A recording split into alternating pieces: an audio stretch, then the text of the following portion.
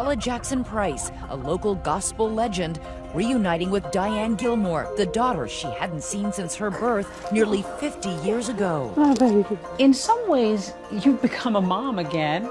I got a baby, and she wears a size 10. But from that joyous moment to a devastating mystery. How is it that a woman could be told that her baby had died and then all of a sudden find out that her baby's alive with a family of her own?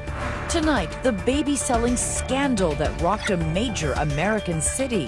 St. Louis Hospital, Homer G. Phillips were selling babies. At what point did you try to figure out what went wrong? How did this happen? Other women saying their babies had been taken too.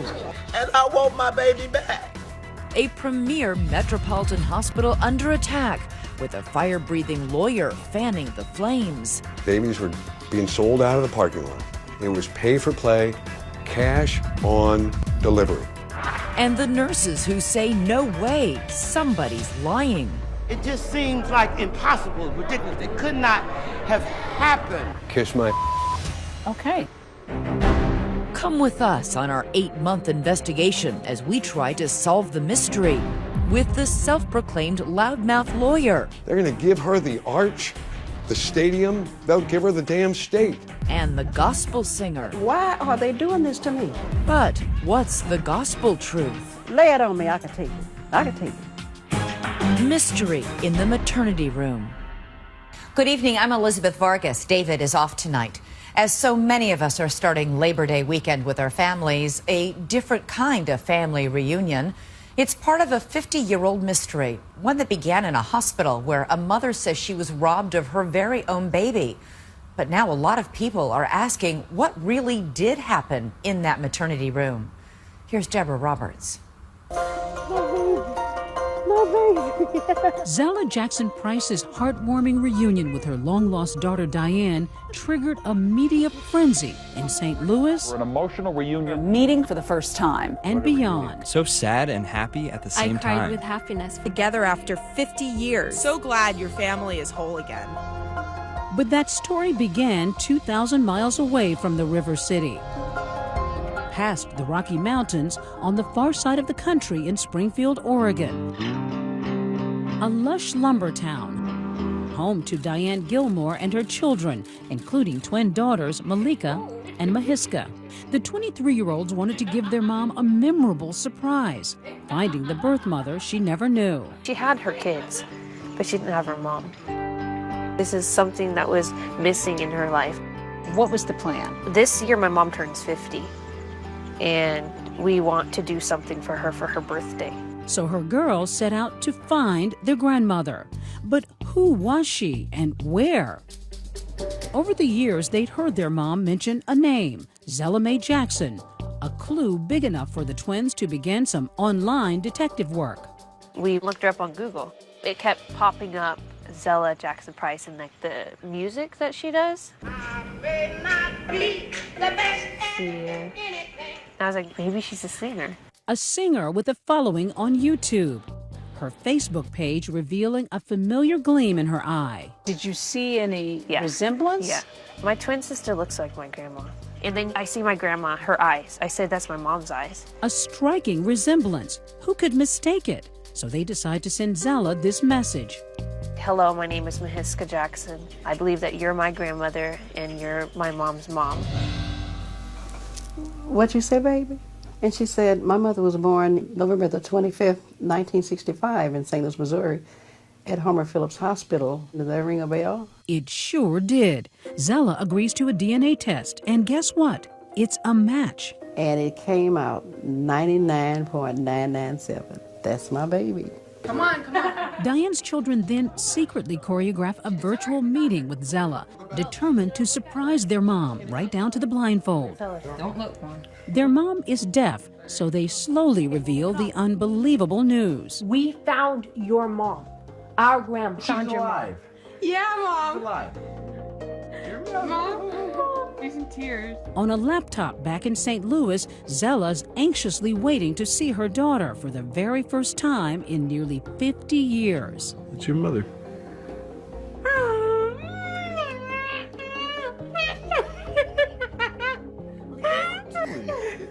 That's your mom. Mommy. Oh my God. She said, Mommy! Oh my God, I started howling. Both houses was just screaming from Oregon to St. Louis. I love you. So much love. I love you. Even after so many years. But how Zella and her daughter were separated all this time is a mystery that captivates the city. You've given me a true love. St. Louis, Missouri, November 25th, 1965, with the Supremes blaring on the radio. Whenever you're near, I hear a symphony. Steelworkers have just finished the sparkling new Gateway Arch. And a few miles away at Homer G. Phillips Hospital, 26-year-old Zella Jackson says she's being rushed down these hallways. Only 6 months pregnant, but her baby's about to be born. They said, oh, Mother, you're so early. What happened? They said she's lost a lot of water, and they put me in a room to the side. Unbelievably, Zella says she's left alone, and strangely, no doctors or nurses are in sight. When she was born, I was by myself. Nobody was with me. No one. And she was crying, a little faint cry. And I kept hollering, nurse, nurse. So you were basically delivering her yourself? Oh, yeah. Mm-hmm. I was alarmed that she had come out. When hospital staff finally arrives, it's a nurse, not a doctor, who Zella says takes her newborn baby girl and vanishes. But the nurse took her away and you never had a chance to hold her? I didn't have a chance. Mm-mm. How did you come to name her? Because you barely saw her. They asked me, did you want to name her? I said, yes, her name is Diane. Hours later, Zella says, the nurse returns, arms empty, but carrying devastating news. They came and told me, your baby passed. Do you ask to see the baby? No. It's something about that time of life. When doctors and nurses make statements like that, you receive it and you believe it. Believed it, perhaps because it had happened before to this young married mom of two. Just 5 years earlier, Zella had lost a baby boy, Michael. So she comes to terms with yet another tragic loss. Maybe something was wrong and nature said this baby's not prepared for life, so I'll take her back. Did they ask you if you wanted to bury it or? Not this one. I accepted early birth that went wrong. Zella says she went home with heartbreak and without a death certificate, but the loss never shakes her faith. The young mom manages to move on. I know someone who has everything. Her dynamic gospel voice captivating congregations across St. Louis. Just to know that I'm his child. Her performance in the documentary Say Amen Somebody catapults Zella into the national spotlight with her rendition of I'm His Child. And I am happy just to know that I'm his child. As Zella's musical career grows, so does her family. She has 5 children in all. And now, 50 years later, daughter Diane miraculously makes 6. In a way, it was like your baby came back from the dead. Yes, it's amazing. You look so cute. That's why I stare at her a lot, but I'm looking at myself. You missed all of this. I missed all of this, but I can see love that was given to her. I just wish it was me. But that initial awe and joy soon give way to anger. I enjoyed my babies, I really did. And somebody else robbed me of that. At what point did you try to figure out what went wrong? How did this happen? My children, they said, Mom, what you gonna do? I said, I gotta get to the bottom of this. Why was I told that she had passed? I want answers.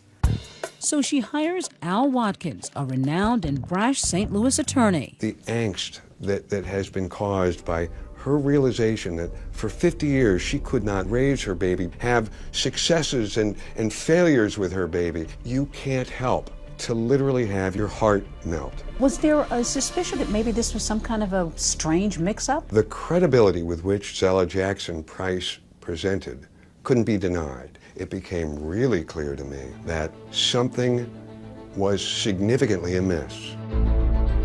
When we come back, the hard-charging lawyer goes public Price and her new attorney with an unbelievable claim. A sinister baby-stealing ring in St. Louis? Babies were being stolen from their mothers, and people were making money. And Watkins insists Zella might not be the only victim. A slew of women coming forward, all telling a similar story. They just took my baby, and I want my baby back. Stay with us.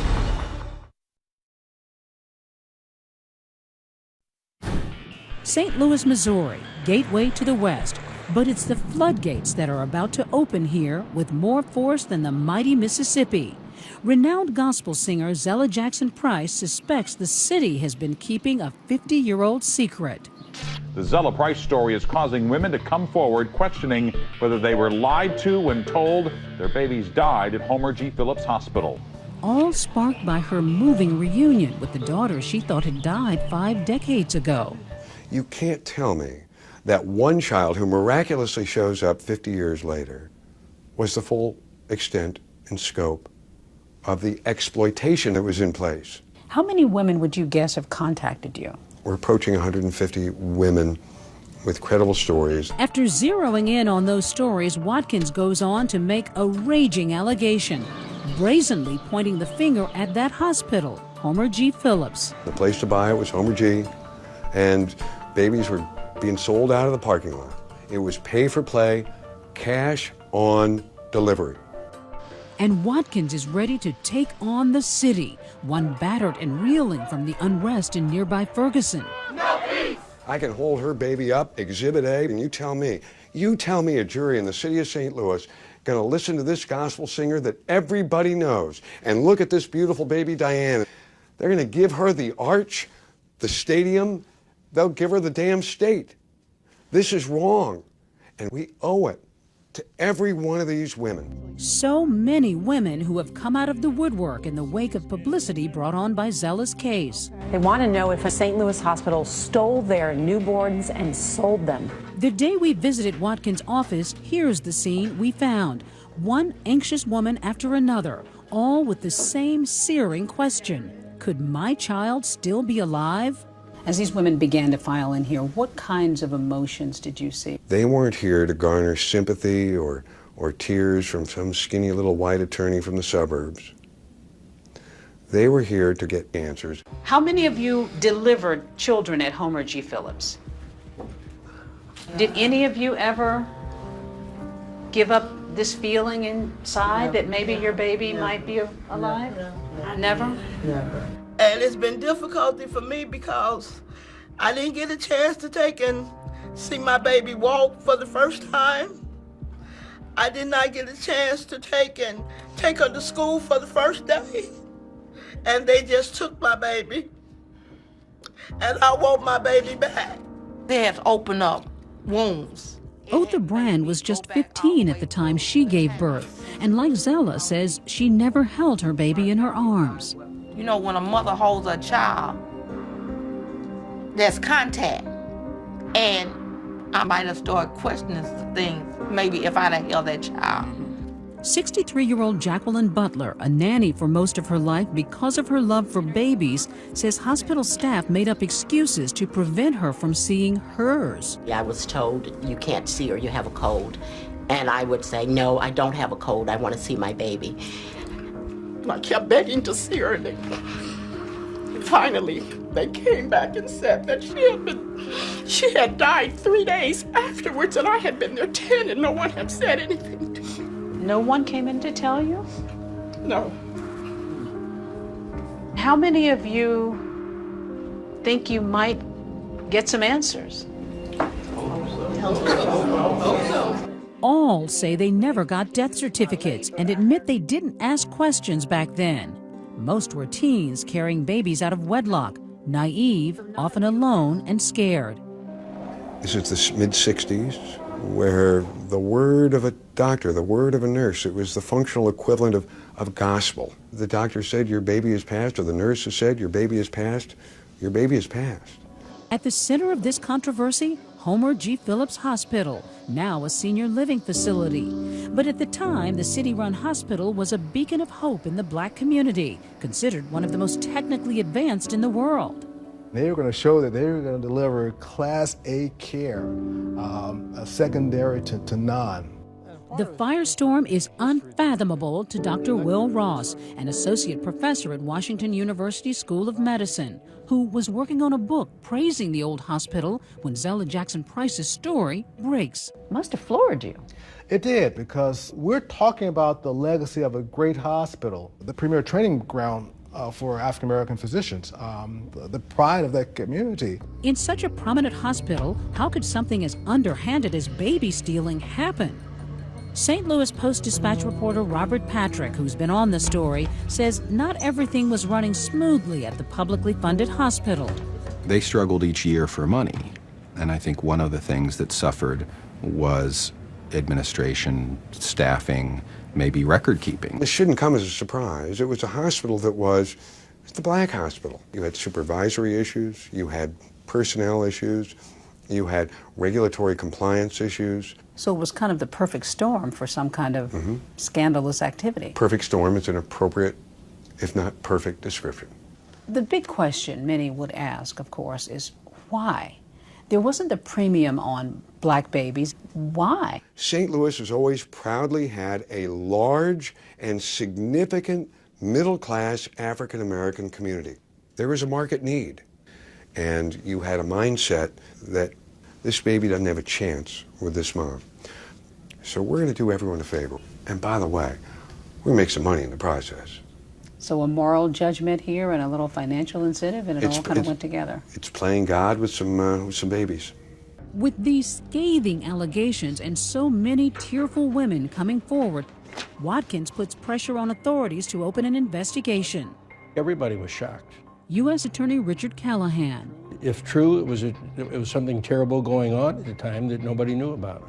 Meantime, Watkins could be on the verge of another reunion. Hi, my name is Al Watkins. On the line with him, 48-year-old Tanya Montgomery, a mom of 7, about to receive a bombshell. We think we've identified you as a potential child of one of the mothers. And I said, what? Tanya has no reason to believe she was adopted, but is open to looking into the possibility if it would help one of the mothers. There are only 2 babies that were born at Homer G. Phillips Hospital on May 30, 1967, and one of them was you. Could Tanya be the long-lost daughter of Otha Brand, a woman we met earlier? He told me that it could be a possibility that I could be her child. I just believe that she is my daughter. It's just too many coincidences, you know, and I just feel that it is. Notice any striking similarities? They do. So they agreed to meet in person while we at 2020 commissioned a DNA test. Looks like we have the same smile. That's a good picture of you right there. I can see like my eyes a little bit. Could the results help confirm those stunning baby selling allegations? Stay with us.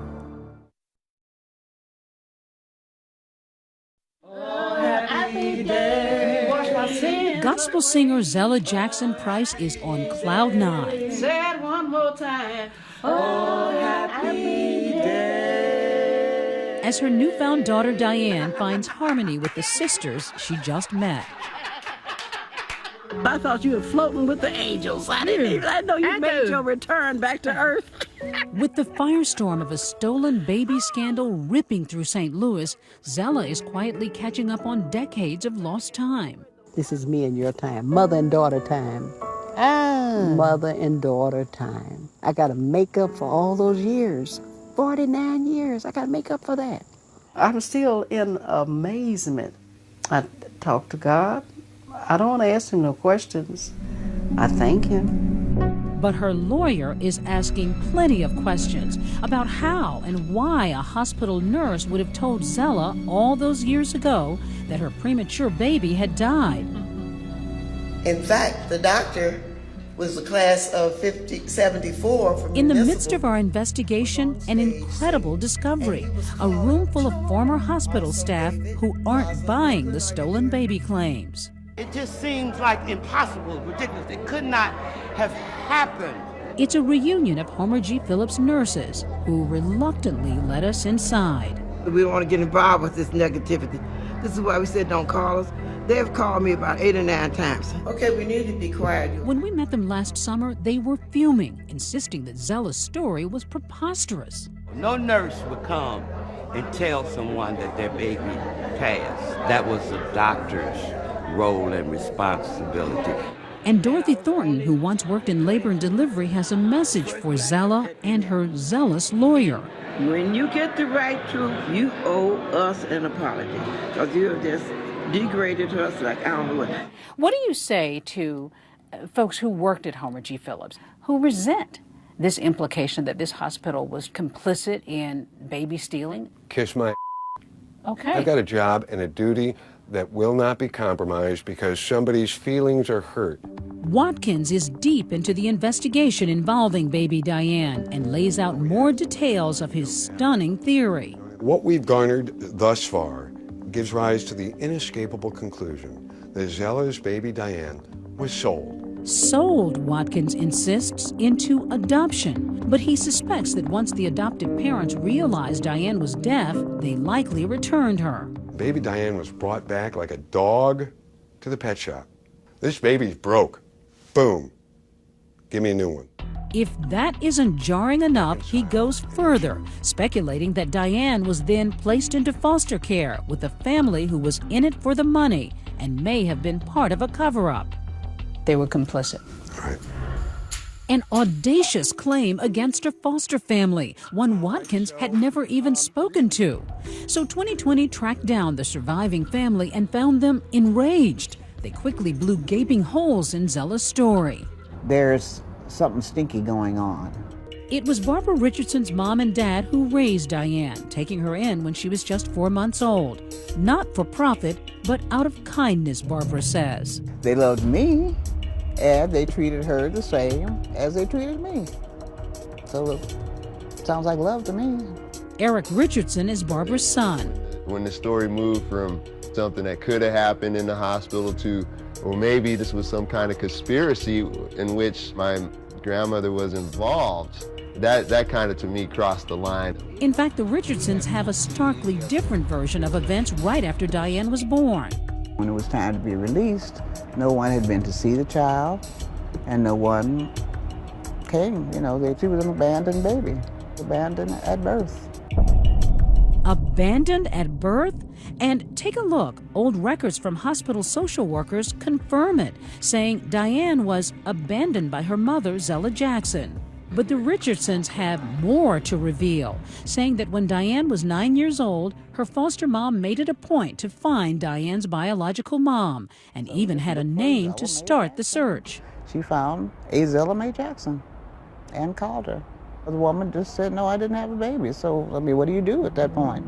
Though Zella denies getting that call, U.S. Attorney Richard Callahan is intrigued by those old records that are surfacing. That began to paint a different picture from what Zella Price was saying. So you began to see some discrepancies. Well, the records were certainly contradicting the story. Then he uncovers an explosive contradiction, one that will shake the stolen baby story to its core. New documents that call one mother's account into question. Callahan releases Diane's birth certificate, and take a look. It says she was born at City Hospital Number 1, not Homer G. Phillips, as Zella Jackson Price claims. You sort of think, well, there can't have been a baby stealing ring running out of Homer G. Phillips if the baby wasn't born at Homer G. Phillips. The bombs keep going off. You came here, your water had broken. Yeah. Coming up, time for tough questions. We bring Zella back to the scene of the alleged crime. She's defensive and defiant. Why are they doing this to me? When 2020 continues.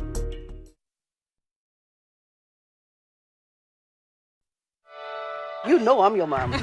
This is one feel-good reunion story that seems to be going bad in a hurry. Assuming these records are accurate, they fail to back up allegations that baby Diane was stolen from Homer G. Phillips Hospital in 1965.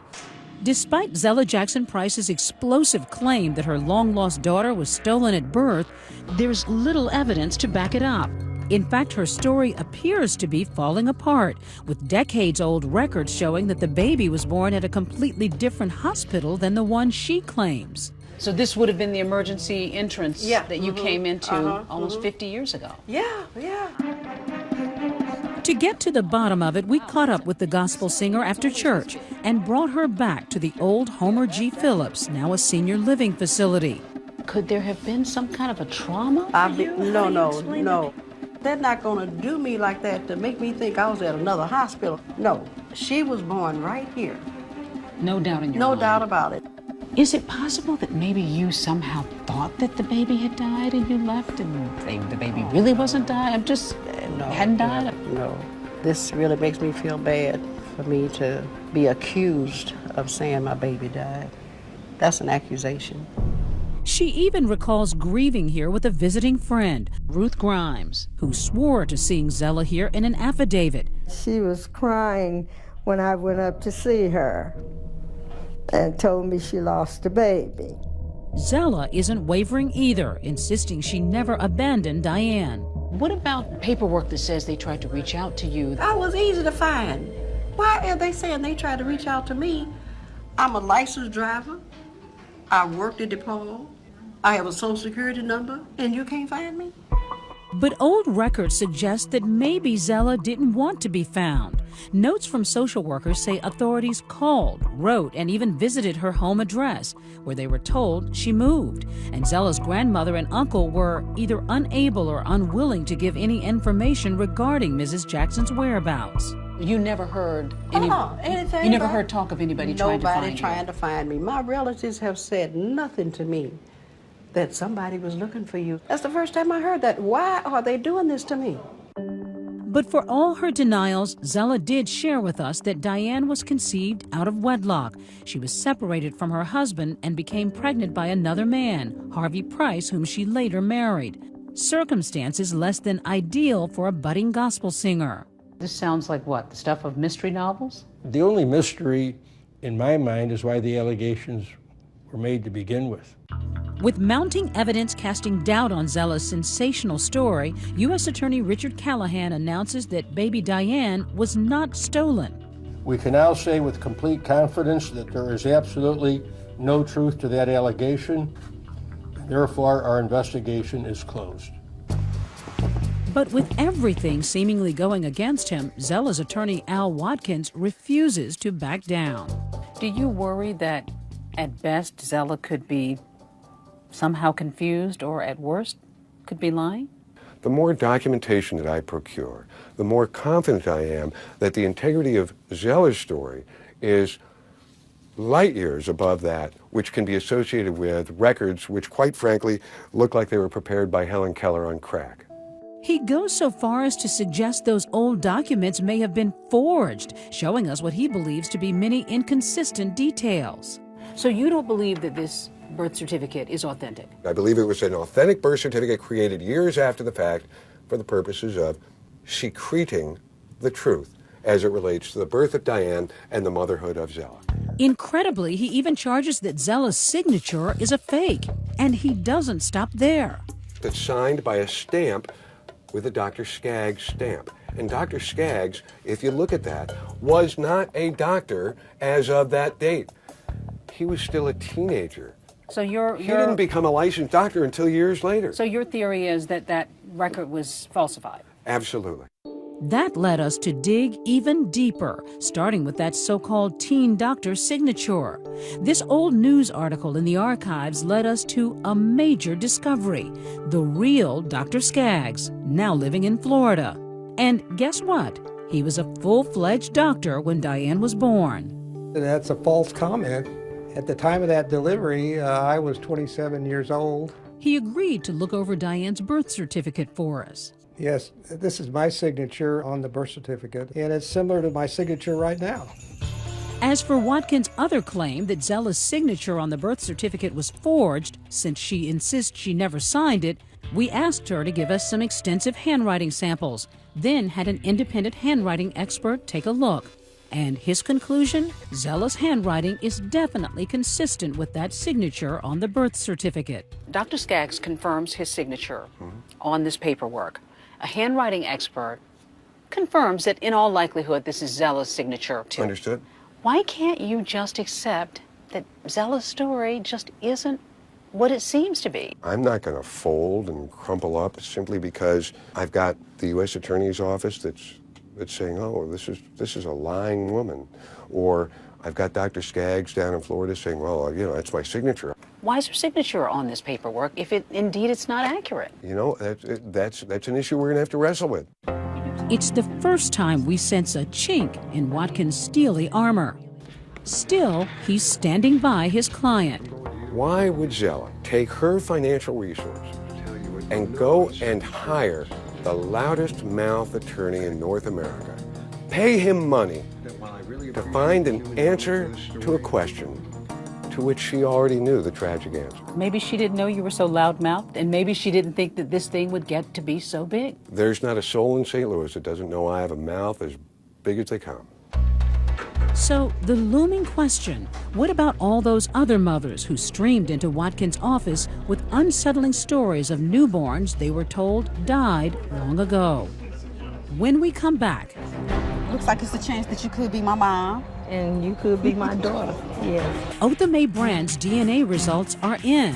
If there's a match, does it prove the baby-stealing ring was real after all?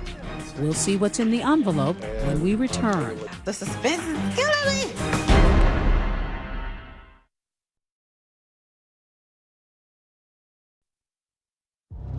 Is Zella Jackson Price a victim or the perpetrator of her own cover-up? A federal investigation into her lawyer's claim of a baby-stealing conspiracy has gone nowhere. There's a lot of theories being advanced by Mr. Watkins, God bless him, but none of them pan out. Still, Zella dismisses the new evidence against her. How do you explain the paperwork? Those papers are bogus. They are. The papers are bogus. They are. They're bogus. I could hardly read them. They were so faded. Forget about the documents for a second. Forget about the records. There are no other mother-daughter pairs like Zella and Diane who have come forward and said, you know, here we are. Or are there? Remember Otha Mae Brand, the former teen mom who came to Al Watkins with a similar story of a newborn daughter who allegedly died at Homer G. Hospital? When I look back at everything that has happened to me, they have opened up wounds. Watkins tracked down Tanya Montgomery, who he believes was born the same day Otha gave birth. Tanya's intrigued, though she doesn't think she was adopted. Looks like it's a chance that you could be my mom. 2020 offered that DNA test to find out if they're really mother and long-lost daughter. If they're a match like Zella and Diane, it could be the ace Al desperately needs to support his claim of a baby-stealing ring back in the 60s. Hi. Good morning. A week later, they're in Al Watkins' office, anxious to hear the results. A little nervous because I don't know the outcome, you know. I know we can't get those years back, but we can start from now, you know. The suspense is killing me. All right, good morning, ladies. Hi, Tanya. How are you? How you doing? It's nice to see you. It's nice to see you. Good morning. Good to see you again, as always. We have the test results. I'm opening them in front of you. Okay. And I'll tell you what's going on here. We have a maternity analysis report. The testing of the child is Tanya. The alleged mother is Otha. And it reflects that there is a 0 probability of a relationship. All right? They are left speechless, crestfallen, suddenly back to being strangers. Tanya does her best to comfort Otha. I really, really hope that the next person that you find is your baby. Then the devastation hits. It was better than when I didn't know.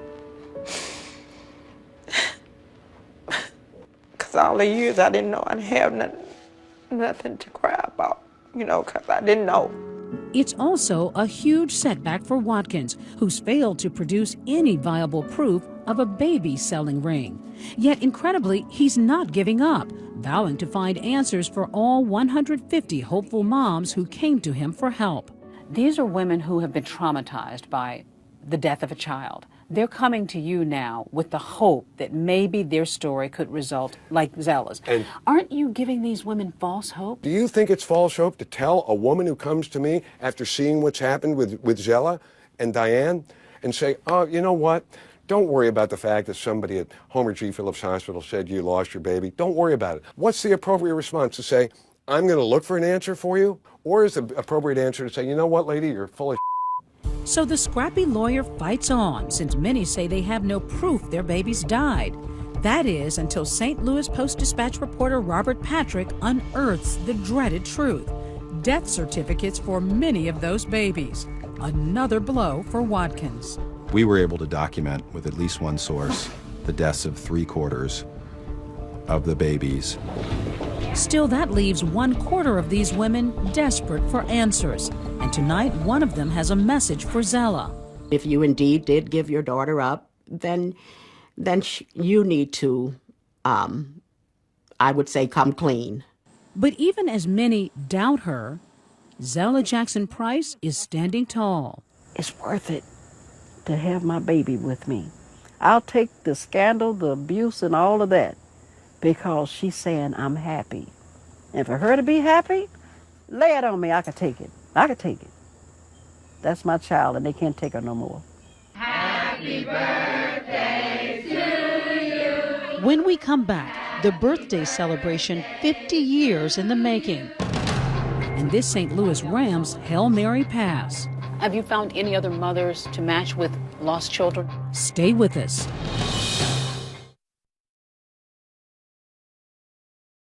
Happy birthday to you. Last November, Diane Gilmore celebrated her 50th birthday with her biological mom. A gift Diane's twin daughters set out to deliver when they unwittingly ignited a national scandal. Got it. Okay. Oh, you be good, girl. Malika and Mahiska say their new granny makes the grade. Yeah. She's like us. She's a diva. She's got the best sense of humor. I never expected a grandmother as funny as she is. Yet Zella is haunted by all the other milestones she missed. Our bond has gotten stronger, and I feel it's never going to break. Even though we were apart, we're together, and I think it's going to be a long, long time that we'll be strong together. Still, there are lingering questions. Did someone steal the past from Zella, or did she rewrite it herself? She's hoping new evidence will come out and support her version of events. We have a monumental ruling in the fight for answers at the old Homer G. Phillips Hospital. A judge recently released medical records for many moms whose cases remain unsolved. As Al Watkins digs into those, we put him in the hot seat one last time. Have you found any other mothers to match with lost children out No. there? Not one. Some would say that that takes the air out of your story. You can say that all you like. What if you find enough evidence soon enough that your theory can't hold up? I will be the first one to stand on the highest mount, and I will proudly proclaim that I was wrong. Thank you for family. Not long after, no talk of scandal,